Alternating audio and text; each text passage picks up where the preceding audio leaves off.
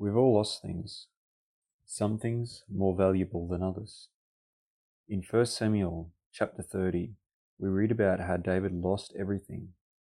He was away with his army, and the town he and his army were dwelling at was raided, sacked, and burned with fire. His wives, property, and everything he had was taken. On top of that, his army blamed him and spoke of stoning him. He could have become angry, blamed others, blamed God even, or run away in fear, given up, said it was all too hard. A lot of people would have, and understandably so. He was rejected by his brothers, hunted down by King Saul for 4 years, lived mostly in the wilderness, and now this.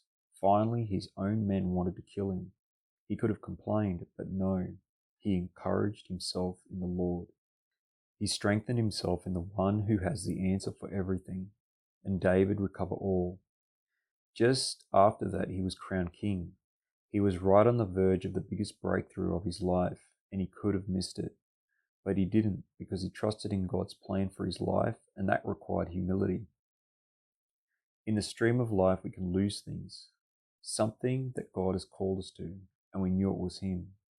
Yet because of circumstances, situations that are out of our control, or something we just didn't foresee, it can appear that we lost it forever. We see a situation like this described in 2 Kings chapter 6. The sons of the prophets wanted to leave the place they were staying because it wasn't large enough for them.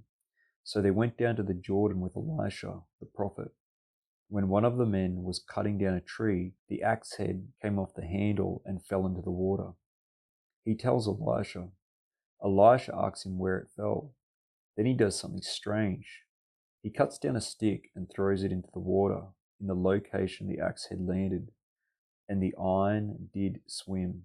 The axe head was recovered. How did Elisha recover the axe head? Take the first step that you can towards doing the thing you're called to. Elisha cut down a stick and cast it into the water.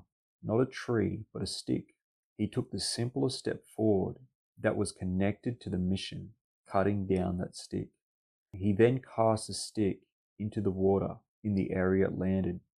He connected his faith in action to what God was doing, and God honored that faith by resurrecting the gift that axe head needed to complete the mission. God wants to resurrect those lost things in our lives, those callings, those gifts. He wants to restore them back to us. He wants to resurrect them again. But we must connect our faith to what he is doing. He is in the business of restoration, resurrection, and reconciliation. That's what the gospel's all about. The way to see those gifts and callings resurrected in your life is by connecting your faith with his will today, by taking that first step in what he's calling you to do. Then watch him do the rest as you walk in faith and obedience with him every day. What we thought was lost can be recovered from the stream of life.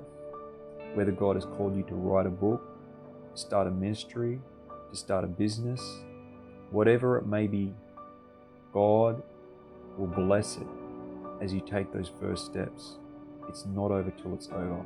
Release your faith in action today. God bless you.